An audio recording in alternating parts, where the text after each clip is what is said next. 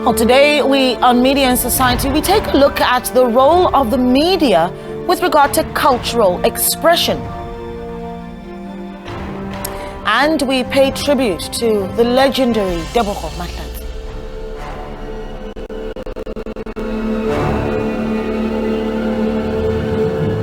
Well, hello and welcome to Media and Society. I am your host, Naledi Mulo. Of course, this is the show where we take a look at the intersection between the media and society. And as usual, the show really isn't complete without your input. So feel free to give us a call over the next hour. The number is 011-714-0661 or 0662. Or why don't you get onto Twitter and tweet us using the hashtag SABC Media Society.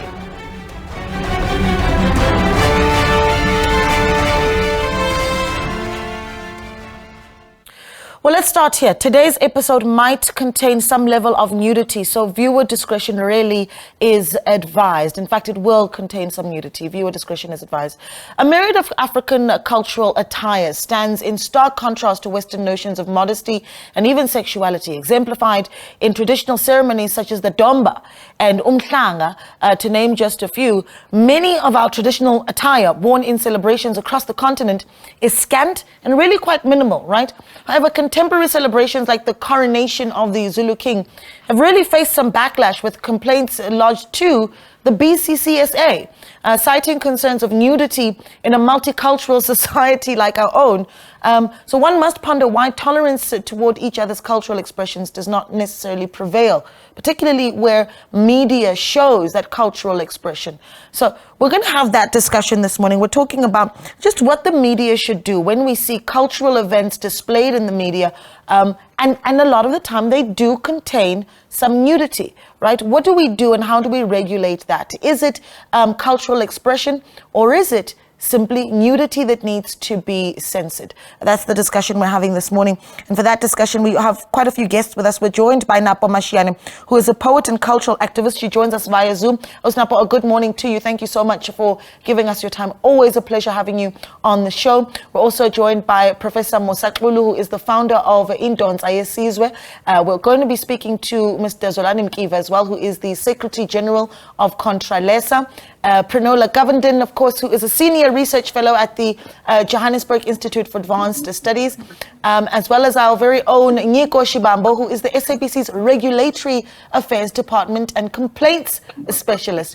A big discussion. Give us a call, 011-714-0661. This is what we're asking you. When you see cultural events and young maidens perhaps bare-breasted in those cultural events on television, is your instinct to switch it off, or do you see it as cultural expression? Nyiko, a good morning to you. Thank you so much for speaking to us. Good morning, Naledi, and to the viewers. Let's talk about the complaints that we're getting at the SABC. What do those look like, right? When we have an event like the coronation of the Zulu king, that was a big moment for South Africa. And naturally, you were going to see maidens displaying, their culture. And a lot of the time, they're bare-breasted. What do the complaints look like in that period? We normally receive complaints when we have those cultural events, like the one that you've just mentioned. But formally, what I can say is that formally, we don't receive a lot of complaints. But informally, on Twitter and social media, you will see people reacting to what we are broadcasting. But let me talk about the formal ones. Obviously, a complaint is an expression of dissatisfaction, of course, by a viewer. So sometimes even the language that is used there is not so friendly. Yeah. And people, because as you would know, those kind of events are sacred, and people believe that certain things were not supposed to be shown on TV because of the sacredness that surrounds that kind of a cultural activity. But we use the code of conduct. When you complain to the BCCSA, you have to indicate to the BCCSA as to which clause in the code of conduct have we transgressed. Yeah. And at most, they will talk about nudity. Earlier in your introduction, you made mention of nudity. But what is nudity? Yeah. Is that nudity? Is our culture a form of nudity?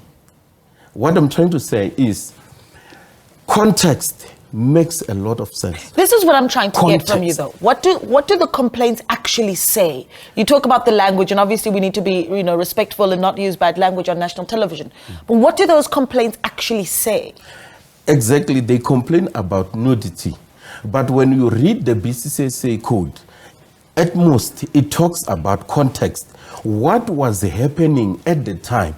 So you cannot exclude the way people should express themselves in a cultural event like that, the one that you have just mentioned. For many years, it has been happening like that. Why should it change? Should it change just because it's on TV? And what is our responsibility as well as the SABC? You did an intro earlier, and you made mention that the program that we're in now, it's not for sensitive viewers. Yes. What is that for? It's for those who may not want to continue watching, to switch off, and not deny those who still want to watch to continue watching. So the BCCSA will look at those kind of things to say, when you were showing or broadcasting this kind of content, did you warn the viewers about this kind of content that you were about to show? Yeah. And for them, that will seal the deal for us, and will definitely win that kind of a case or a complaint. Yeah. Snapper, let me bring you in here. I think one of the things that sparked the discussion, certainly for us, was the releasing of the series Shaka Ilembe. Once that series was released, this is what happened, Osnap. There was, the excitement around the story being told from a South African perspective and a new perspective on Shaka Ilembe. However, once the first episode aired, Twitter went on and on and on about the breasts that they were seeing, and not so much around the celebration of this new story that was told. So what do you make of this discussion? I mean, where do we then say, all right, it's cultural expression without sexualizing the bodies that we're seeing? Thank you so much, Naledi, for having me. And I think this particular topic is very important. I saw what happened from, with Shaka Ilembe, and I could pick up on the different conversations. But from a storyteller perspective, as a poet, as a playwright, as a scriptwriter, we are taught, as historians, as custodians of our culture, heritage, and traditions, that you need to tell the truth and keep to the core of a true reflection. Yes, it's cultural expression, but actually it's cultural reflection. If I'm writing a story about, which I'm busy with, Yamushweshe, the musical, or, Tababusiu, and it's based in 1800, I cannot lie and make the people in 1800 dress the way we dress. Culture also evolves, right? It changes. But also we need to be very cognizant of that.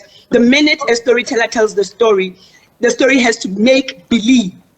We cannot mute or censor or lie to the people, because then on the other side, traditionalists are going to call us accountable, hold us accountable and say that didn't happen. Why are you preserving our history but not reflecting it culturally in the truest form of what it is? So the role of a storyteller is to write facts and make believe through actors and directors and other, costume designers and set designers and locationists within the storytelling form.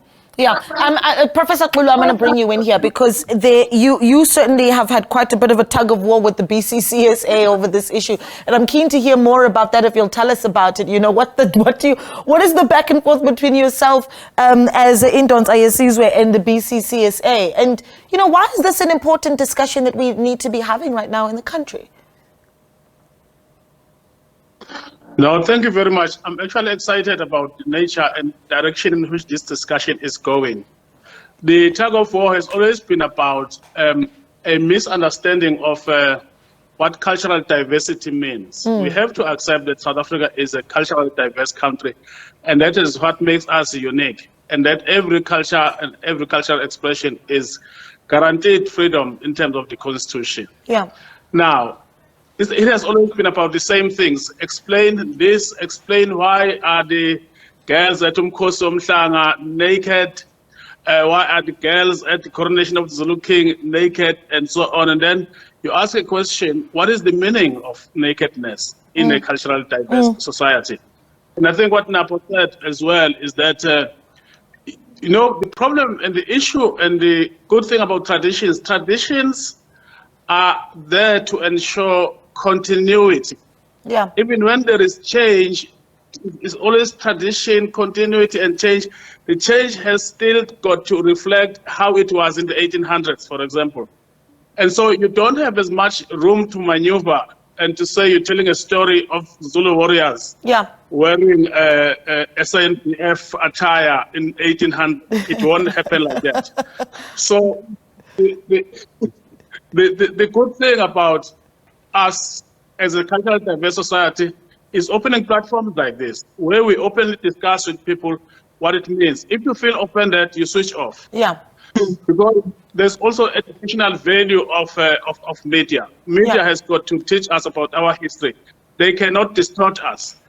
I had issues 2 or 3 weeks ago about the storyline in Ilembe, Shaka Ilembe, but I don't understood that they actually also are just making those stories to excite the audience and to deal with stereotypes and so on. Yeah. So I'm at peace now. I know it's not a reflection of history. As it should not be. If we want a reflection of history, as it is, we should go the way of research and document in our own way, and as well as publish. Yeah. Dr. Govenden, I'm going to bring you in here because I think that you've done a lot of work, obviously, really researching the media landscape of South Africa.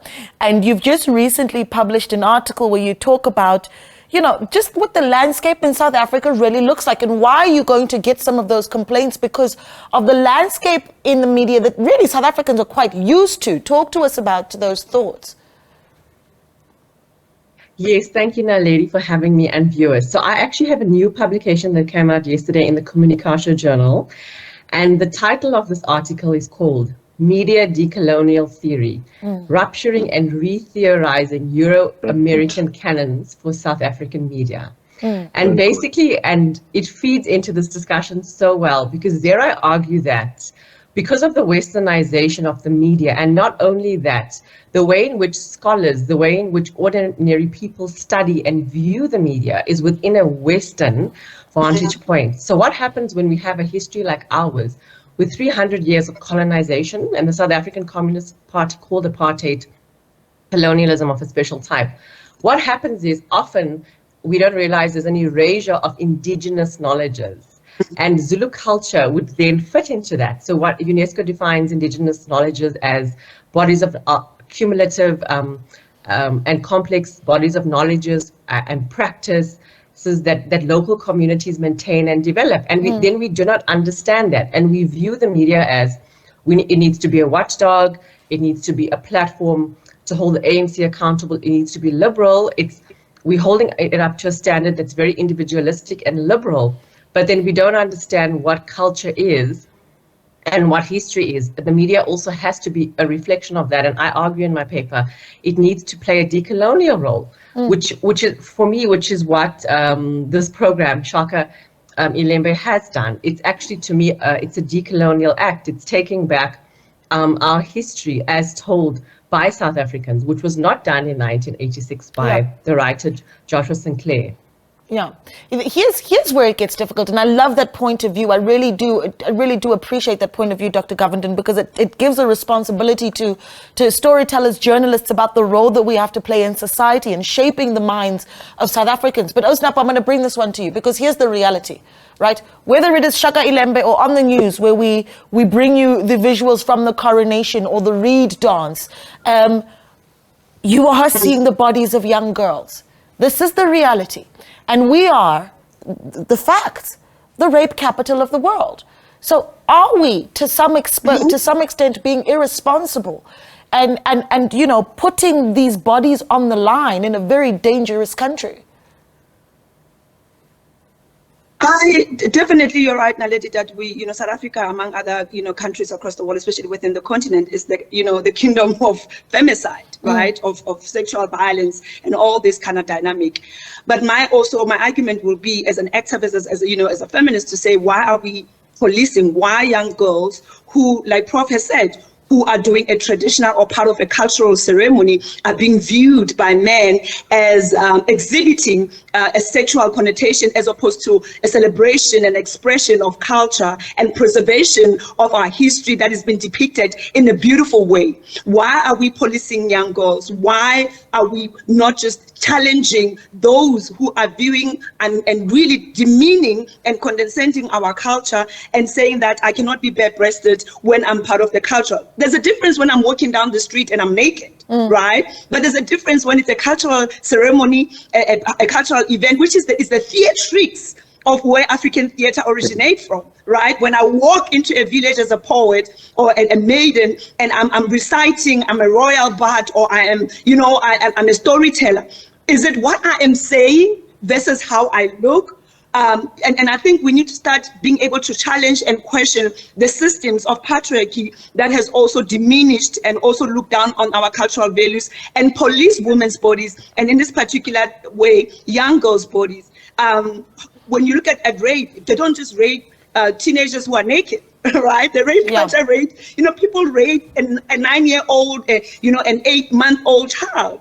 So the issue here is a mental instability of our communities and how they view and they use sex, as opposed to, and I keep trying to move away from nudity, cultural representation and expressions of our people, especially when it comes to women. We're not talking even here about men, like even Prof was saying that, when the Zulu warriors go to war or Basotho warriors go to war, and now nobody's questioning them showing their chest.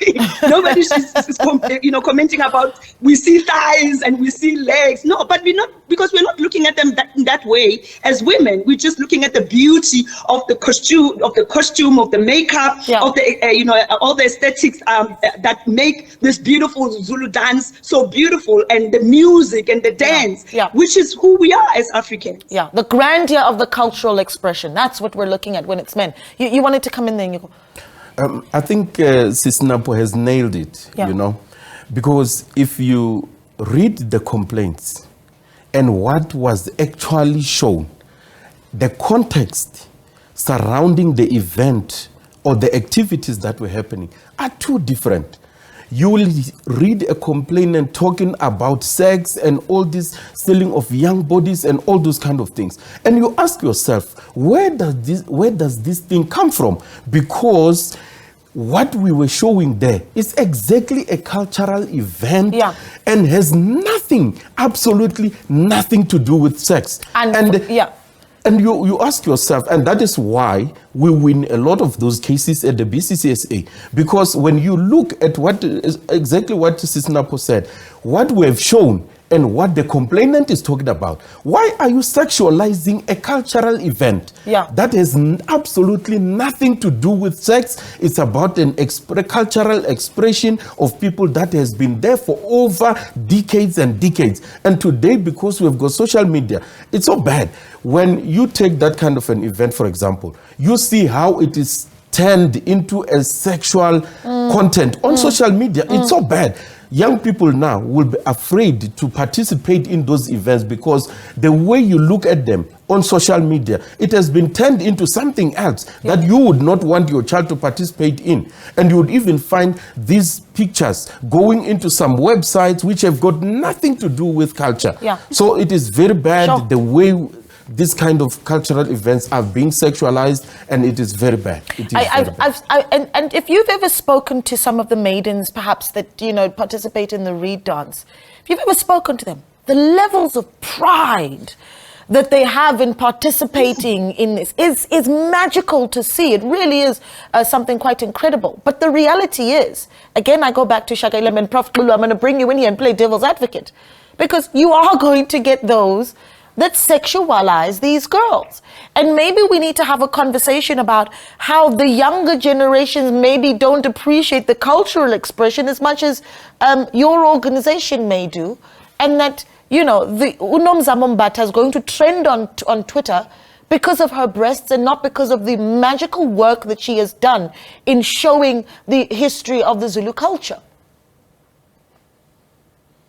So what do we do, Prof. Kulu? Do we need to have a conversation with younger South Africans? Well, there's also something called cultural education. or also something called cultural appreciation. You study those, or if you grow up in a traditional situation, it becomes part of what you get taught, how to appreciate and how not to appreciate and so on. For example, in Zulu culture, it's not allowed traditionally for a woman to walk past you and you don't say something to her, appreciate her beauty and so on. It's socially not allowed. But in 1988, I was doing Master of Music degree at University of Natal, and I was studying ethnomusicology. So also all these cultures. Ever since I've been a visitor to these ceremonies, I've seen that naked as the girls might look, the young men that are within them, they're not seeing any nudity. In fact, sometimes we just walk together naked, as you can say, that these are half naked or whatever, and the males are there. There is not even any touching. Each one is appreciating the other. And because everyone is on display at that time, the fact that they see these girls, they start geared, performing those traditional dances of appreciation of the beauty of the girls. Usually with the CSA, I found that it's people who were not there who complain, or people who don't understand the context of what is happening here. It's a way of expression, and you'll find in Africa that if you don't go deeper to understand the cultural relations and how those are built, you may find yourself independent out of now.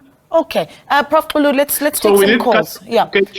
Cultural education, I got that point, Prof. I want to take some calls. 011-714-0661. What do you make of seeing cultural expression portrayed in the media, where a lot of the time it does involve nudity?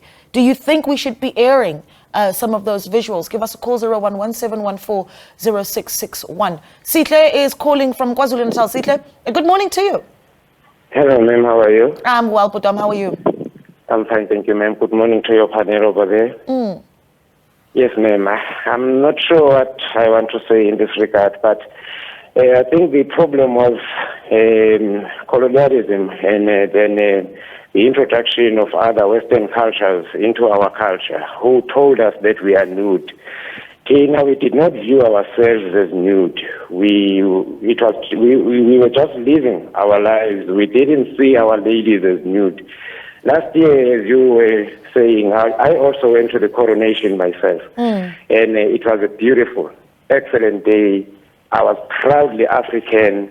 And when I was looking at the ladies, we hardly look at the breasts. You look at the lady, you feel proud. She's Zulu maiden, African maiden, if I may put it like that. It was a mix of cultures, and it's not only Zulus that would be nude. All of us, we lived with culture. We were part of culture. We don't look at the press. It was, So, yes, we should and we should teach each other and bridge that gap, because at the end of the day, what happened was with the introduction of colonialism, I believe, then we started wearing skirts, and skirts became longer. Up to the ankles, and then the skirts became shorter, and then when the skirts became shorter, then we saw it as nudity, and we ourselves did not see ourselves as nudity. That's not nudity. That is us. That is how we wear ourselves. Even us as men, wearing amapishu too. We are out there. We are half naked, if you may put it like that. It is not nudity. I think maybe we need to re-educate ourselves and put back the context. All right, let's leave it there. Sitle, thank you so much for calling in. You've made some really important points. I want to wrap it up. Nico, your message to the complainant who's watching right now and says, why are they doing this? I don't think we have to stop people from complaining. I think we should take it as feedback. Because how do you know the reaction of people if you don't get feedback? So for us, the people who complain, they're not our enemies. They are our viewers, and we have to respond to them. And we need the feedback. And we need feedback. And how do we get that feedback? It's through these complaints. And I think the issue of education, in our response, we also educate the complainants to understand how we operate and the space that we operate in, so that they know next time they watch that kind of content, they know why we are doing what we are doing. So education is very important. I want to give the same question to you, Dr. Govenden, but actually rather directed towards the media, right? So in this critical discussion, what should the media keep top of mind? I think, this is a very interesting example, Naledi, because as a decolonial scholar, we're often critiquing the media. It's stereotyping blackness, they're depicted as corrupt, very homogenized. But in this instance, I actually think the issue is South African society and how they have received the series. So I think South African society needs to reflect, because as somebody that is from KZN, that has attended Zulu cultural events through colleagues and friends, to me, the series is a reflection of authentic Zulu culture. So we need to, as South Africans, reflect on what culture is and what we expect the media and post-apartheid South Africa to do. Yeah. Dr. Governor, an absolute pleasure. I know that Prof. Pulu, we've already heard your recommendations around cultural education. Your recommendations, Snap, are right around what we do, particularly with the younger generations that, are going to go on about the sexualization of what they see and not necessarily celebrating the cultural expression. I think for me, Naledi, is the fact that art doesn't lie. Art doesn't lie. It's a reflection. Just like theater is a mirror to society, just like the media as a whole, we report on what we see, on what we are part of. We reflect back to the society the trueness and the facts of what is happening out there. And hence, I like what Nico was saying about how when the viewers complain, they've got a right to do that because they have to hold us accountable. Yes. So that when we lie, when we are misinforming, that we can be held accountable. Because the principle of being a storyteller or somebody who's a custodian of culture and heritage and tradition is to give the facts, show people what it is as it is. So for the young people, they need to understand that the role of us as storytellers within the media space is the fact that we cannot lie. It is what it is. We depict the truth based on research, based on things that have been passed from one generation to another. And we need to make sure that we inform them, we educate them, like Prof said, that we show them who we are from the decolonizing perspective of it, and also to give them a sense of pride, a sense of belonging, and a sense of point of reference, which is we are Africans, we are diverse, we are layered, but in true sense, this is who we are in our languages, in the way we dress, in the way we express ourselves through rituals and traditions that may offend or some people may disagree with, but this is who we are as a diverse cultural, entity in South Africa. Yeah, this has been the most fascinating discussion. Thank you so much to all of our guests. I've really enjoyed taking part in this as well. Thank you so much to Nabo Mashane, who is a poet and cultural activist, Professor Musaqulu, the founder of Indons Ayesizwe, Dr. Prinola Govenden, Senior Research Fellow at the Johannesburg Institute for Advanced Studies, as well as Mr. Nico Shibambo, who is the SABC's Regulatory Affairs Department and Complaints Specialist, who gets all the complaints about when viewers are not happy with what they see. Welcome back. You're still watching Media and Society with myself, Naledi Muleo. Let's get into our second discussion for the day. Tebogo Mahlatsi, South Africa's prominent director and filmmaker, passed away suddenly, and it shocked everyone in the entertainment business. Tebogo, of course, rose to prominence in the South African film industry as a result of his creative work and really his dedication to his art. He's left behind a legacy that will be cherished for years to come. So as we pay tribute to the genius that he was, we are joined in studio by some of his colleagues who worked with him, and they join us in studio and on Zoom as well. We are joined, of course, by actor, musician, legend, Mr. Bonginkosi Zola Dlamini Mzolisto. Good morning. Thank you so much for coming through. Pleasure is all mine. I think South Africans smile when they see you. It's just the way you are so close to South Africa's heart. We just smile when we see you. Thank you so much for coming through. We're joined as well by actress Carol Behani. How are you, sister? I'm good. Good. You worked with Tebogo on Zone 14. Yes. So good to have you with us. Thank you so much for joining us. We're also joined by Mr. Mklondi Singubani, who's a director. Thank you so much for coming through. It's a pleasure. Yeah. Really good to have you with us. And then also joining us via Zoom is television director and producer Kutlwano Ditsele. Kutlwano, good morning to you. Good morning to you all. Yeah. How are you? Thank you so much for coming through. Kutlwano, I'm going to start with you because you're already on the screen. Your reaction hearing the news of the passing of Tebogo Mahlatsi? Earth-shattering. Yeah. Tebogo has been in my life from the time I was 23 years old. I'm now 38. So for 15 years, he's been a mentor, he's been a brother. So to lose him It's yo, there aren't any words outside of earth shattering. It really just shattered my world. I just immediately got into the car and drove to his home to be with his family because I just needed to hope that I would get there and there would be something that, that I may have missed, but it was not so. He really was gone. Yeah. I think the country fell in love with Mr. Zola Boyinkosi Dlamini when we first saw you on Yizo Yizo. Papa Action. Guilty as charged. Guilty as charged. Papa Action. And I remember, one of the things that happened coming out of, your breaking into the industry was then people saying, Agase 6, Inkosiam. But it was really the beginning of your trajectory. What was your reaction when you heard the news of his passing? Truth of it is that I didn't react at all because I've been killed 5 times in the social media. Yo. So there's been so many RIPs on my side. So each time I hear somebody who's prominent in the public, I need to verify the news first by calling other people around to find out before I can not, okay, this person is gone. I will never ever call the family. Because sometimes the family does not know that person has passed on. It's the social media that is cruel enough. And then the mother may know through the social media, and somebody might fall in the kitchen and die too. So I need to find out around and what do they know, and then what is this thing on social media. So it could take a couple of days for me to verify what you just said is actually very painful. Yeah. Because it is the reality. Yeah. And we have clickbait syndrome in South Africa where we say once someone's passed away, we all want to post it. Yeah, it was me We want to first. be the first one to post it. Yeah. And that time the family may not have been fully informed. Now imagine a scenario whereby maybe the wife is in the car with the kids driving on the freeway and somebody sends a WhatsApp and she reads it. Anything can happen. You need to tell a person, where are you?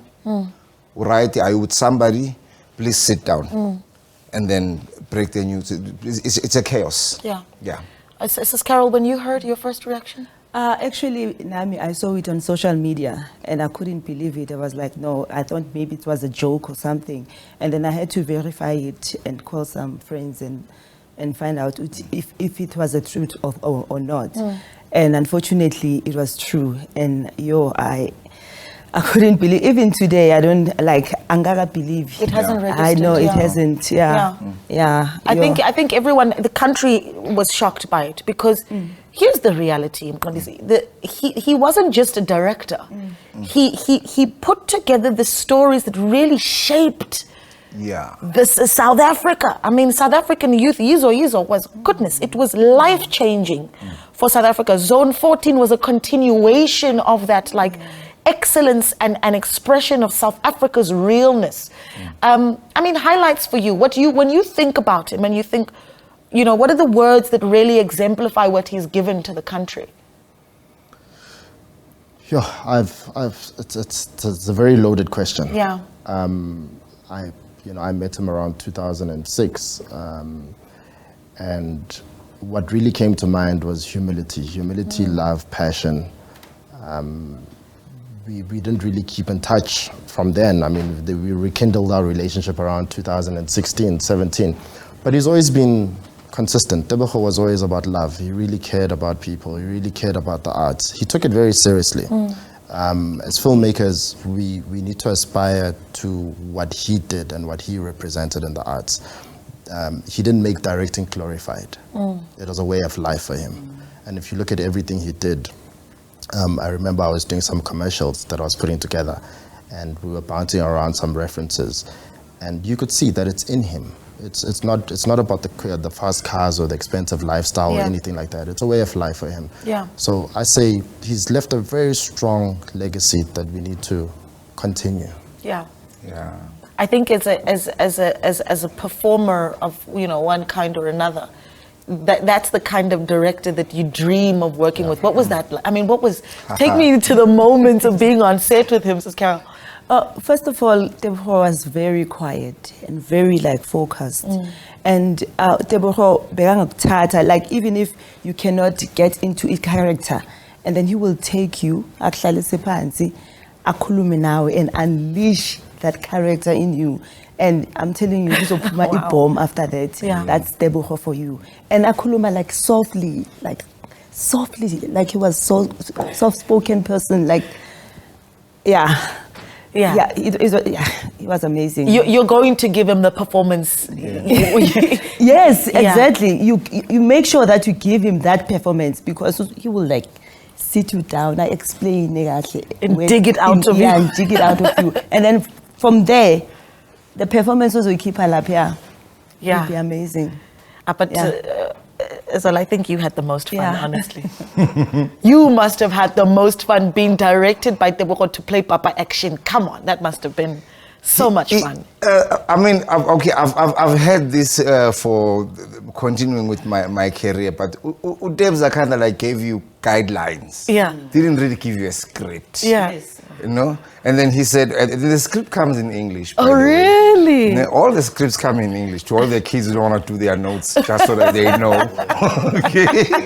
They know now they want to be famous. You need to read. Now read and upalu as soon as possible, as it is, not Facebook. Yes. Yeah, so just a warning out there. Okay? So he would there's a script, and then you get it, and then you have to flip it into your own language. Yeah. Okay? And then you'll sit you down and say, okay, fine, Kastlakos Kipanin, and then you break down the story, Ganje, Kastlam, so. The prison scene was even easier because bad, but there was a lot of people from Ezola in prison. So they kind of took me through it. So you talked with him about the script, but it wasn't a line for line, word for word, like other producers that would rather not work with. You got guidelines, and you did your thing. Yeah. Yeah, that's beautiful. You had fun. However, Tebogo shows up with a 330 BMW convertible. Cheers. On set. Yeah. I'm like, this guy, he will not have this. I'm gonna go buy one. So I had a little bit of a secret. Yes. And I went and I bought one. Yes. Yeah. Wow. You know, I wish I could be a fly on the wall on those sets, you know, just to see. Kutlano, moments that stand out for you. I mean, just seeing the man work, what stands out? Sure, I think everything that everyone has said is so true. You know, I just have a big smile on my face because it resonates so true. Tebogo was such a gentle, but yet he was such a gentle soul, but yet was able to just ignite so much energy on a set.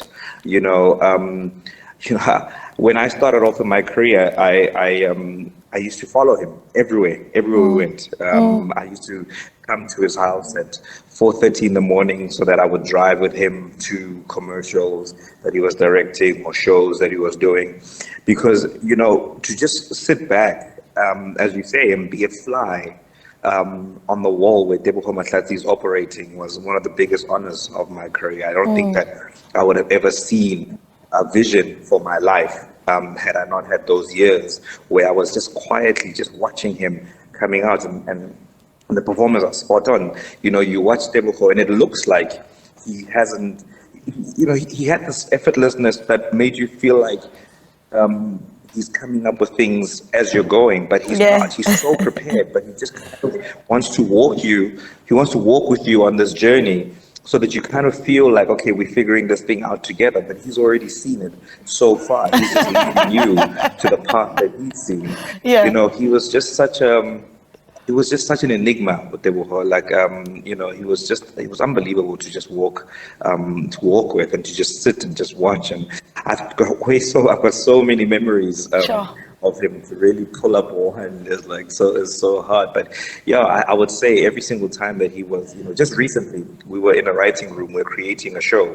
And the thing about Tebogo is that he'll push you to, you think you figured out the whole picture. And with one word, or in fact, in this case, he said three words to us in the writing room. And this entire episode that we had crafted, which ended in this particular thing, Deborah said something that just flipped it completely. And we were like, okay, that's unbelievable. But how are we now going to? He says, I don't know, the brother. You must find a way to get this out. So he was just that guy, you know. He would just kind of make you think, okay, you think you got it? What about if you did this, and just twist something that just, and you know, I feel like we all chased Deborah. For the most part, you know, in every single thing that he did. You know, I was looking at pictures of the two of us, and I saw I had pictures. I was about 26, 27, and I was wearing a full suit every day to work. Jeez. And I thought, what am I doing at 26 wearing a full suit? Because Christopher was wearing a full suit. And a whole lot of other friends and other directors said the same thing. They said we all wore suits because Deborah was wearing suits. So we all followed, him, and he was just that guy. And he never forced you to do it. He was so effortless in it. You wanted to be, you know, a part of something that Deborah was doing. Exemplary. That's the word. That's the word. Here's the irony, Kudrano, and I'm going to stick with you for this one a little bit. The irony, and I suppose the sadness, but also just, I suppose, the dark beauty of it is that he passed away while the country is engulfed in Shaka Ilembe, which we've obviously just been discussing on the show. I mean, what is that when you, and I'm going to bring this down the line, but I'm going to start with you, Kudrano. I mean, Shaka Ilembe is not just any old series. This is redefining the way that South Africa views its history in Shaka. I mean, for the longest time, we remember the old way that the story was told of Shaka from Henry Gele. So when you look at what he's left us with, I mean, what do you take from that? You know, I was, again, fortunate enough to be in the rooms, in the early discussions of Shaka Ilembe. And, you know, and the guys will tell you as well that there was also another piece of magic that you wanted to be around, and that's when Angus Gibson and Deborah Khomatladzi sat in a room together. Yeah, you can imagine. When the two of those guys, when those two sat in a room and start imagining a world, it's like watching two giants playing like this gigantic game of basketball or something where the ball that's being thrown around is so massive and you just caught up in like every idea that lands. Every time it hits, you're just like, woof. Oh my God, imagine that. And everything that we see on Shaka really is that legacy. And I think it goes back, you know, Angus was saying that when him and Deborah were doing Yizo, they used to have this camera and this camera that they used to share with each other, you know, recording each other, discussing what they were going to be doing that day and the ideas, and they would pass it back and forth to each other. And he's so sad that because they have no idea where that footage is, but can you just imagine having that? And I watched that, you know, from the time when I joined them, from Zone 14 days to Isibaya coming together, being on set with them on Isibaya, being on set with them. So to, you know, we did some castings and some story rooms for Shaka when Deborah was there. And just him being in that room, he again was always pushing what was possible. You know, the conversation around, are we going to go full Zulu? You know, in terms of language and what people are calling it unity, but it's really our culture. So you know, those were the conversations that these guys are having. They were brave enough to go. You know, the idea of bomb was the idea of the name bomb was that they never wanted to hug the middle ground. Right? Everything had to be either they were going to bomb out or it had to be the bomb. So well, that's the word. That's where the word really bomb comes from. Good. I'm going to leave it there. I need to wrap it up. But I think final thoughts. Here's my thing. You've got content creators in South Africa that want to tell stories. You've got young filmmakers that are coming in, young actors and actresses. And the reality is what all of you guys alongside Deborah have done is really give us an example of what it looks like to tell stories from your real perspective, right? So what's the message to the young one who's watching, yourself, the legacy of Deborah, and wants to tell stories? What's the message? Go to school. You're sticking with that one. Get used to notes and homework, because that's what we do, guys. Every day we do a lot of homework. I can see your homework right there. Yes, sir. Okay. Yes, sir. Know your English, because it's the medium of instruction. And everything around you, write about it. And maybe you become a creative director or a writer as you grow, even though people think you're crazy because you're still young. It is perfect and beautiful to be different. But if God had to say to Tebogo, son, daughter, what did you do? I think first thing terms I would say, like, God, you need a chair. Yeah, I'm gonna sit you down. We're gonna sit down and talk. This is Carol. Okay, they must know their craft. Yeah. I think now our youth, it's all about numbers on social media than being a creative, being an actor. So we have celebrities than actors. So I think they need to learn, they need to go to school and know their craft and be passionate about, not numbers. Yeah. So because what we see on screen is not numbers, it's the actor. So we need to see more actors. Yes. Excellence. Commit to excellence, not numbers. Yes. I love that. I love that. MQ? You know, it's a passion game. Yeah. And it's a God-given talent. Once you can appreciate that and once you can foster that, you can build on that. I'm noticing that if we're not careful, we are breeding a society of directors who are not putting in the work. Uzola just said it now, you can see that you're putting in the work. It's the basics, it's a shot list, it's a reference. Yeah. Most of the things that we direct, you can't just walk on set and directors don't call action, but there's this perception that directors call action. But you can't just walk on set and say action. And say action. Yeah. You know, put some thought into it, put some research into it, do a shot list, do a storyboard. For me, the most important thing is if one wants to get into this industry, realize that it is work. Yeah. It's a lot of work. Yeah, it really is. And you guys are exemplary. You have really, and I say this over and over again, you've shaped the way that South Africa has seen itself alongside Mr. Tebogo Mahlatsi. Thank you so much for coming into studio. We really do appreciate it. Mr. Kondi Singubane, Kudrano Ditsele, Mr. Bonginkosi Zola Dlamini, I mean, the right in the heart of South Africans, and of course, Sis Carol Behane, an absolute pleasure. That's how we wrap up Media and Society. Thank you so much for joining us. We look forward to spending time with you again next Sunday. Have yourselves a great afternoon.